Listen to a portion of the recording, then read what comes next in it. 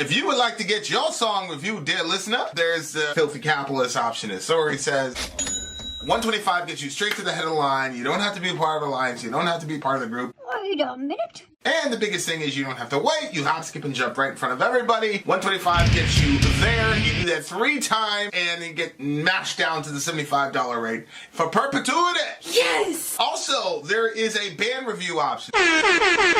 So if you've got a band and you're trying to get your band some exposure, hit me up at vinsori@gmail.com, and I'll show you the details about how to pull that off. You can also jump on Patreon, and there is a option on the tiers to be able to get your band reviewed. Yep. Obviously, we can't lie to you, so we can't guarantee a positive review.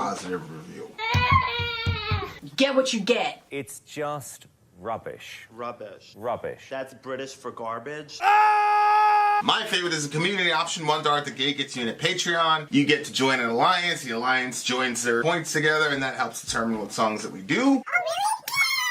The alliances hang out on Discord. Message me on Patreon to get the link. And they do all kinds of other cool things. They do Minecraft, Dungeons and Dragons. Yeah. It's really a community within the community. Anybody can go on the village, facebook.com/Vin and Sori. There's 160,000+ people on the channel. What's cool about the Discord is that it offers a real opportunity for community connection, friendship, that type of thing. And it's on Discord, so if you're not a Facebook person, it's for you. You start off at $1. Right. Plus you get exclusives. Sori and I are working on a song. So the first 15 seconds of that was on Patreon. Also, at $15 tier and above, when we actually debut the video, they're going to be there live with us. There you are, dear listener. Buy our merch. Buy our merch indeed. A child shall lead them. To buy our merch. Say hi, people. Hi, people. Say good night, everyone. Good night, everyone. Say be nice to the children. Be nicer from the Thursday. How about be nice to the babies? That'll be easier. Be nice to the babies. Be nice to babies. All right. Okay, go with Zoe. I love you. Say hi, people. Say I'm Gremlin. Say gremlin. Gremlin. You're a gremlin. Yeah, you gotta go though. I love you. Bye, Smelly. I love you. Go see Zoe. You gotta go. I know, Mommy doesn't want to put you down. Okay, Bolt Thrower's album and song Fourth Crusade refers to the Fourth Crusade and the sack and capturing of Constantinople. The cover artwork is a painting from Eugene Delacruz showing the entry of the Crusaders in Constantinople. No way to adequately explain the Fourth Crusade here. Suffice it to say the Fourth Crusade, 1202 to 1204, was a Latin Christian armed expedition called by Pope Innocent III. The stated intent of the expedition was to recapture the Muslim-controlled city of Jerusalem by first defeating the powerful Egyptian Ayyubid Sultanate. I don't know. You want to read that? The Ayyubid Sultanate. Okay. The strongest Muslim state of the time. However, a sequence of economic and political events culminated in the Crusade army's 1202 sack of Roman Catholic Zara and the 1204 sack of Constantinople, the capital of the Greek Christian-controlled Byzantine Empire rather than Egypt as originally planned. This led to the partitioning of the Byzantine Empire by the Crusaders. Pope Innocent III excommunicated the Crusaders who sacked Zara and had to say about their later sacking. How indeed will the Church of the Greeks, no matter how severely she is beset with afflictions and persecutions, return in ecclesiastical union to a devotion for the Apostolic See, when she has seen in the Latins only an example of perdition and the works of darkness, so that now she, and with reason, detests the Latins more than dogs. As for those who were supposed to be seeking the ends of Jesus Christ, not their own ends, who made their swords, which they were supposed to use against the pagans, drip with Christian blood. They have spared neither religion, nor age, nor sex. They have committed incest, adultery, and fornication before the eyes of men. They have exposed both matrons and virgins, and even those dedicated to God, to the sordid lusts of boys. Not satisfied with breaking open the imperial treasury and plundering the goods of princes and lesser men, they also laid their hands on the treasures of the church, and what is more serious, on their very possessions. They have even ripped silver plates from the altars and have hacked them to pieces among themselves. They violated the holy places and have carried off crosses and relics. God almighty. Okay. Hardcore.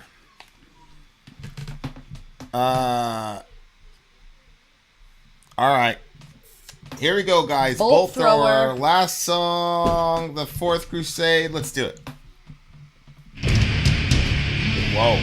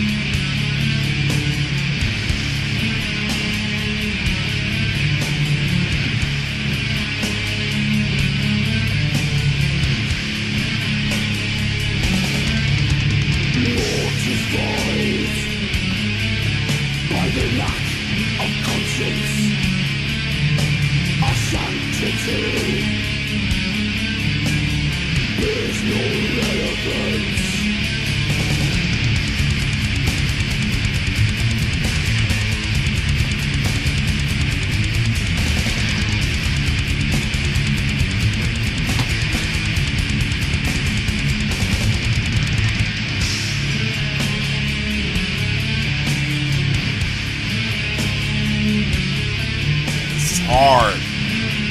It's hard as fuck. Insignificance is our existence. Beyond our litany of life's resistance.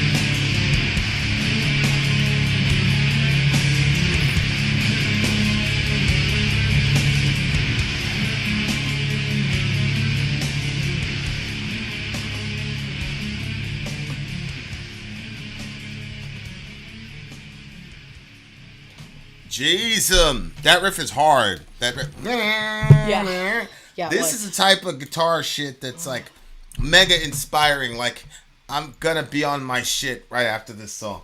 I love heavy music.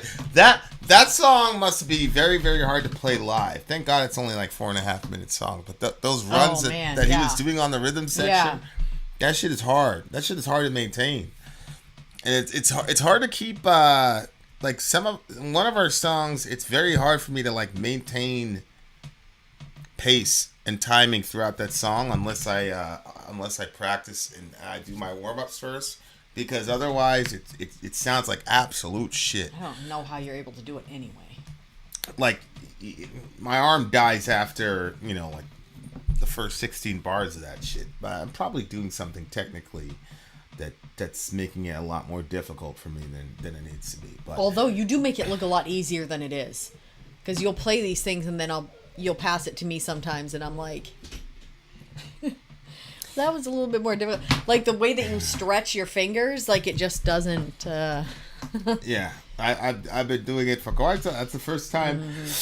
My friend taught me. Shout out to the big homie Sean. He taught me the major scale, so you had to get you got to get some dexterity with that. But yeah, sonically, I loved it. This is the type of metal that, like, that's what I'm about. I love that shit. I love that shit. And there's something like when you play, especially when you play heavy music, there's something really satisfying about that crunch, especially when it sends that signal to your amp and it sounds exactly like it's supposed to sound. I bet. It's one of the most gratifying, satisfying experiences in the world. I wish everybody had a guitar. Okay, here we go. Mortified by the lack of conscience, our sanctity bears no relevance. Insignificant is our existence. Hear the litanies of life's persistence. Our pleas for mercy fall upon unhearing ears. Take my life, my soul, wipe away these bitter tears. Vanquished in the name of your God. I cannot. The symbol of Christianity is a cross. Yeah. It all the first leaders in our in the church died horrific martyrs' deaths. Right. Yeah. And here we are. Here come the Western Christians. Unbelievable. Loaded up with all their weaponry. It's funny. I'm in this group of black Christian men, and the Buffalo thing happened, and so somebody said, the time is over for us to sit here and whine about this shit on Facebook. We got to take action. And I said, yeah? Take action? Like what? Like Jesus did? Or the apostles? Or the martyrs in China? Like them? He said, well, if they want to kill you for your faith, then you should accept martyrdom. But a crazy person in Buffalo shooting around, or the crazy shit that these white folks are doing to us, no. We should be able to defend ourselves. And by defend himself, he's talking about tooling up and doing jihad against white folks. And I said, yeah, that's a very interesting distinction. Show me that in the New Testament. Show me this distinction. If the person is coming to rob you or something like that, you can blow them away. But if the person wants to kill you because you're a Christian, then the New Testament tells you to accept martyrdom. What nonsense. So you come into the house and somebody's got me on the ground and he's like, I'm going to kill you, nigger. That guy, you're going to shoot him. But if the guy says, I'm going to kill you, Christian, then you don't shoot him. Ridiculous. That distinction got made because American Christians realized that we're so weak and inept in our Christianity that nobody here wants to kill us for our faith. Wow. Yeah. You're a Christian. Yeah, no, it's true. You're so safe. You're such a safe, and you're exactly like everybody else. Man, ain't nobody trying to kill you. So we figured that out. If we live nice little suburban lives, nobody's going to try to kill us. But somebody could end up robbing your house. So that's where we invented that distinction. because that's for people overseas. The martyrdom stuff is for people overseas, not for Americans. Oh, no. Americans, it's in the Bible. We have the Second Amendment. This shit is impossible to reconcile with the New Testament. I'm sorry. I've had actual moderated debates. Multiple moderated debates on this topic. And look, it's not because I'm a good debater. I'm really not that good of a debater. It's because it is impossible to reconcile in the New Testament. Impossible.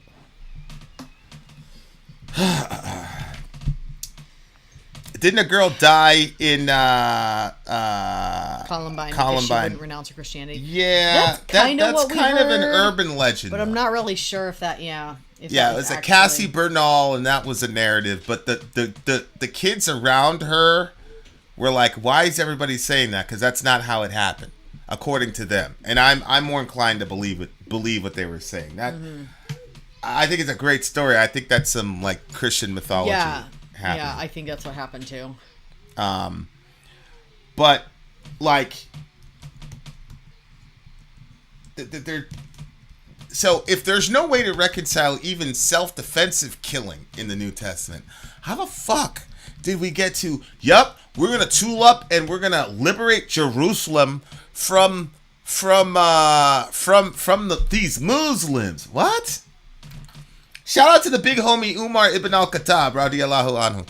So, you know Umar, right? Like, remember it was Muhammad, Abu Bakr, and Umar. Yeah.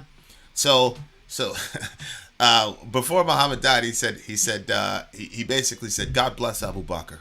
Have mercy on Abu Bakr, because basically you're soft, you're too nice. And so the Islamic Empire is not really going to spread with you because you're too soft. So Abu Bakr just basically maintained. He did a maintenance run. His first war was the Ridda Wars. After Muhammad died, you had all these people saying, okay, we're done with the Islam thing. Muhammad's dead. And Abu Bakr said, nah, this is for life, homie. This is like, you blooded in. You can't. And they're like, nah, Muhammad's dead. We're good. And so Abu Bakr said, word. So he showed up with a couple thousand of his closest friends and started killing people, set people on fire. So all these people said, hey, we've had a change of heart. Yeah, so Abu Bakr's job was to maintain, but Umar aggressively expanded the Islamic Empire, and it was out and out just jihad, jizya, convert or die type shit. So anyway, he walks into Jerusalem, and they overtook Jerusalem under Umar ibn al-Khattab. And so and then, later on the Crusades went back and forth and all the rest of it. But it's like, why are Christians even concerned about people being in Jerusalem? Galatians explicitly says the Jerusalem below is in slavery with her children, but the Jerusalem above is free, and she is our mother. And then you get to Revelation, there's a new Jerusalem coming down from heaven. That's the entire point, is that God's people are no longer localized to a particular land plot.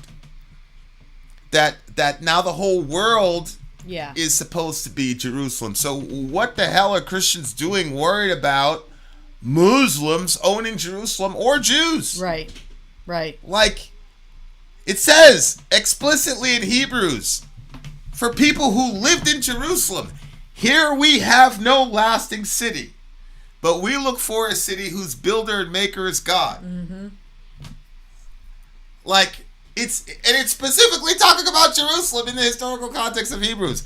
How the hell did we go from that to we're gonna tool up and do jihad and kill a bunch of people over this land plot? It's unbelievable to me. It's mind-boggling. I don't understand it. Yep. It doesn't make sense. I understand to a degree if the Muslims were like massacring everybody, but Saladin was actually a very just. The Jews fled to Saladin for protection against us. Yeah, right. So Saladin was not, or I think we, Westerners call him Saladin. People have heard of Saladin. I've heard it the other way. That name doesn't even. But Saladin, the guy, everybody loves Saladin. I mean, honestly, like, the way that he treated prisoners of war, the way that he pretty much let everybody go. Mm-hmm. There was one guy that he said, nah, but that guy, I'm killing. So he brought him into his tent, and he offered one guy milk and the other guy water. The guy that gave milk, he let live. The guy who gave water, he executed him. Long story. But, like, my point is, I don't see, especially during the time of Saladin, anything even remotely close, even from Augustine's perspective of Augustine's understanding of just war, which I disagree with. Mm-hmm. But even from Augustine's understanding of just war, when I look at the way that Saladin prosecuted himself, or handled himself in those wars, I don't even see a justification, even from an Augustinian perspective on war. It's just one of those. I just think it's impossible to reconcile, and it just goes to show that Jesus's teachings are very, very difficult to apply. Absolutely. But if we don't apply them, it ends in absolute fucking disaster. Mm-hmm. So it's very, very interesting. It's Salah el-Din, which is different than Eldin. All right. I think, like, I don't know. I kind of feel like I hit my, like, emotional, like, yeah, height, and I can't go throw in again. Obviously, like, the way that the write-up was written to kind of give us an explanation of what had taken place. I remember when I was here, I wasn't okay. I don't know if I was taught about the Crusades through anybody that was teaching me religiously. I don't believe that's ever how I heard about it. I don't remember hearing about it until other people were talking to me about it. And they would be like, how can you say that you're a Christian and that Christians are these amazing, happy people, whatever? Like, you guys have the Crusades behind you. You guys did the Crusades. And I remember asking somebody, what are you talking about? What are these Crusades? Because actually a crusade doesn't even sound like, because we used to have, like, revival movements, and it would be like, like there's campus crusades for, that's for in colleges they go campus crusade for Christ. That's yeah. Right. So anytime I heard the word crusade, it was, Christians getting together to do positive things. Yeah. And so I was like, well, they're probably misunderstanding. Just like people would think it was really, like, they'd be like, oh my gosh, they do, like, go to the altar? What? Because when they hear altar, they think of, like, a sacrifice. When we were hearing altar, it was like, that's the front of the church where you go to get prayer. So stuff was getting lost for me in translation. So I remember when I was working, because that was kind of like my first real interactions with, like, I guess you could say the outside world. I know that sounds really weird, but our experiences with other people was limited in that we went to youth group and we were basically surrounded by Christian people and our family for a lot of the time. So, here I was 15, 16 years old working, just a regular job and meeting a lot of people and really excited about sharing my faith with people and being able to do what I had always thought we were supposed to do. And that was, like, tell people about Jesus. And then, like, people were bringing up these crusades a lot, and I didn't believe them, honestly, that even happened. And I remember... You didn't believe them? No. Because you would hear... People would say... Like, I was also hearing, like, oh, there was... because I didn't believe this either. That there was any writings that predated the Bible. So... I remember you asked me that. Yeah. Like, Hammurabi's Code, that was before? It was hundreds of years. I remember that, and I was like, Yeah, no, I really serious. had no clue. And so when people were bringing up, like, Hammurabi's Code, is that how you say it? Or is it Hammurabi? Or is it tomato?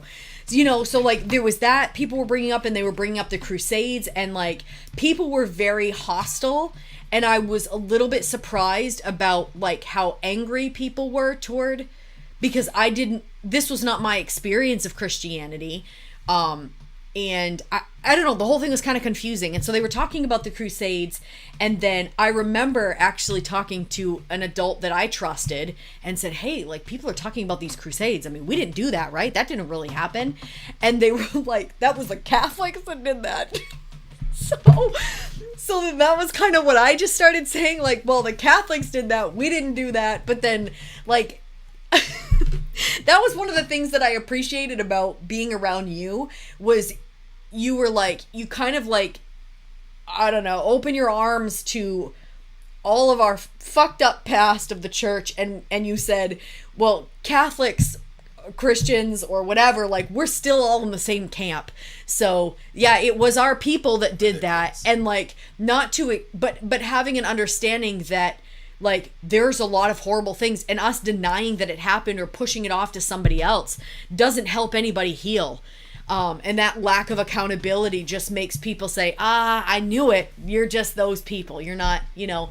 And there were some people were open to hearing what I had to say, but there were also lots of people that obviously became very closed off to hear anything that I had to say, because I wasn't, you know, the Hammurabi's Code thing. I was like, no, because I really believed that the Bible was the first, because we were the original people, you know, like you know, like Adam and Eve. So like the story that begins with them. So of course, so that was a little bit shocking when you told me that, because I felt like you didn't have any, what would your motive be to tell me that there was something that predated the Bible, unless it was actually what happened? Well, so that was because a you bit asked weird. me about it, and I was like, yeah, and then you said, well, what does that mean about our faith? And I said, it confirms what Romans 1 says, because Romans 1 says that God has written the heart law, actually Romans 2, God has written his law on the hearts of the Gentiles, right? And that their consciences are consistently accusing or excusing them, right? So I said, this is an example of you know, what theologians call natural law, and so this is a confirmation that all of us have God's natural law written on our hearts. That's all Hammurabi's Code was. So there's no reason to be. So that was helpful. You know, it's not like I said, the Israelites were not the first literate peoples in the world. Like, actually, you know what I'm saying? Mm-hmm. So, but my thing was, I was at that Bible study. I was, everybody at that Bible study was either in some college or some university, or had recently graduated some Bible college. Like, everybody there. Like, I was there, you know, Mr. Ignoramus with the you know, barely high school education. So I didn't understand what was happening. What the hell? Yeah. I mean, I'm sure they probably talked about that stuff at my college, but I think that... Holy shit! I legit had Christian Crusaders threatened to burn me at the stake when I was in high school. Yeah, because Sadie's like a legit... She's an actual... Sadie's an actual witch, so I don't know if she was... Crazy. Were you throwing up them gang signs when you were in high school and the Christians were going to burn you? You know what? If they had the ability, they probably would have. Yeah. Like, That's no crazy. joke. This shit is crazy. Insane. Yeah, natural theology is based. Presuppers are big dumb-dumbs for rejecting. Yeah, that whole Calvinist... made their tribe decrease. If you take the time to study history, this is nonsense. I agree that Christians should be nonviolent, but what would you do in the Middle Ages? Most people would have fought back. Well, yeah, you can fight back, but you don't have to drown Jews, right? You don't have to say, oh, you're not going to get baptized, so we're going to... You know, I think can't believe a person like me is always going to criticize it on principle because I can't see its reconciliation in the New Testament middle, but it's all the extra shit that happened. Yeah. That made people, you know, and the other thing is, at the end of the day, I don't want Christians to be held to the same standards as everybody else. Yeah. Like, I don't want I agree. I understand at a secular level why a person might initiate a war of self-defense, even though I think you'd have a very difficult case to argue that every single iteration of the Crusades was righteous, even according to Augustine's just war theory. But I I'm glad that we're being held to a higher standard of criticism when it comes to the Crusades and normal people, because we should be. Yeah. We're claiming that we have the exclusive truth and the exclusive path to heaven. So we should be held at a much, much, much higher standard than everybody else. So I understand at some level, logically, I definitely see some of the logic for the Crusades, but from a biblical worldview, I don't know if the early church would even consider those folks actual legitimate Christians. I don't know either. Yeah. You know what I'm saying? Yeah. Like, I think they definitely have a lot of suspicions about Americans and our affinity for guns and how obsessed we are with firearms and the ability to blow people off in the,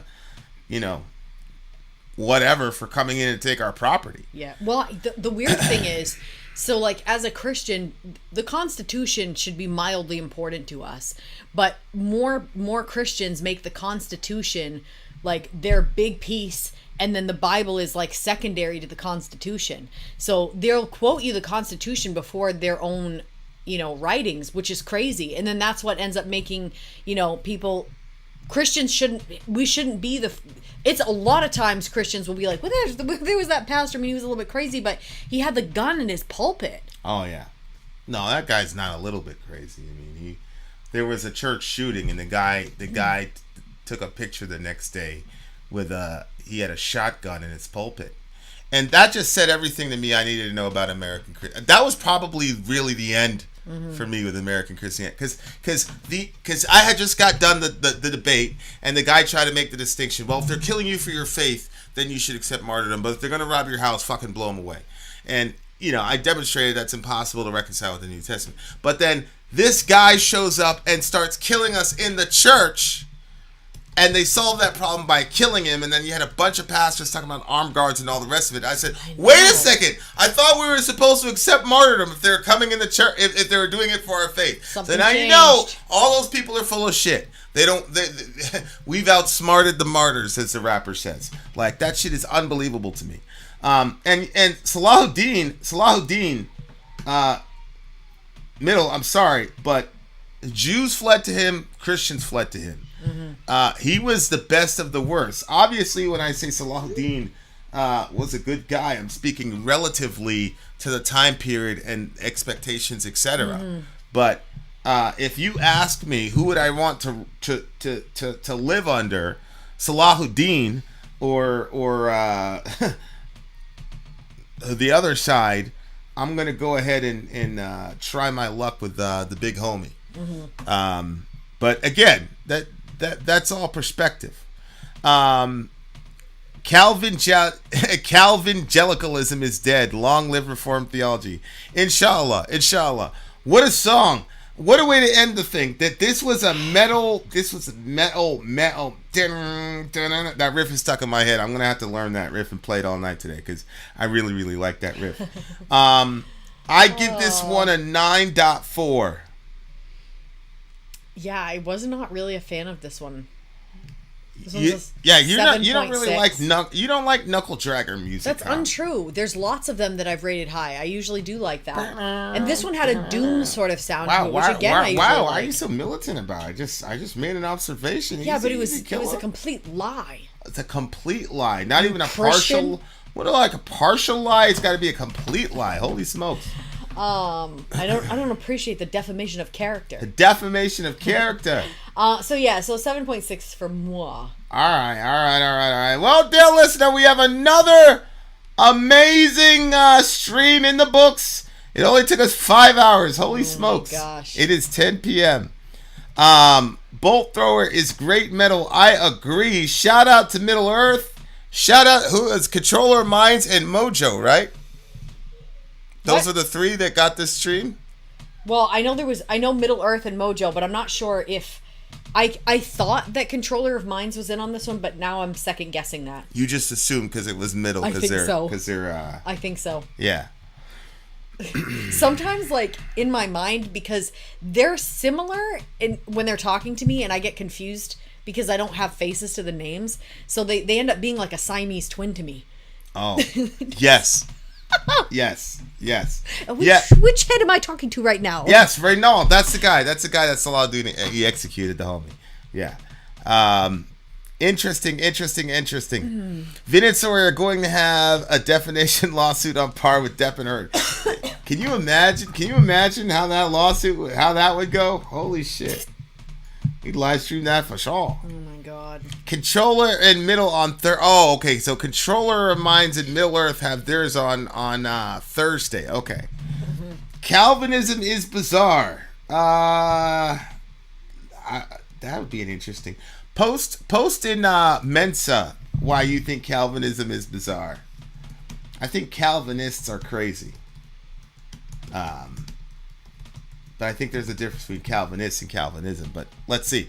Okay, Alden says, this has been one of my favorite stream of yours. Awesome picks, some of my favorite songs, especially Roger Walters. I'm going to bed a little bit happier tonight. And we have a Black Death stream on Thursday, bitches. Be there or be squared. You guys take care of yourselves. I think we have alliances tomorrow, somewhere around 10 p.m. Eastern Standard Time. Probably. Also, we got some love for the alliances. So if you're an alliance, we're about to do some jams. And then Wednesday at 6 p.m. we've got Seven Dusted stream. Oh yeah, we got the stream. We've got the rest of this week. There's a stream every day. Yes, sir. You guys are gonna enjoy it. We got a really good week for you with a really, really good lineup. Shout out to the big homies all over the world. Don't apologize to Sori. I never do. For what? For what? I don't even know why you'd be apologizing, Middle. The crazy people are the evangelicals that adapted Calvinist soteriology. I hear you. All right, you guys. This stream was a little bit too emotional. I'm going to sleep. All right, guys. I am going to watch the rest of the Celtics Heat basketball game. Having said that, dear listener,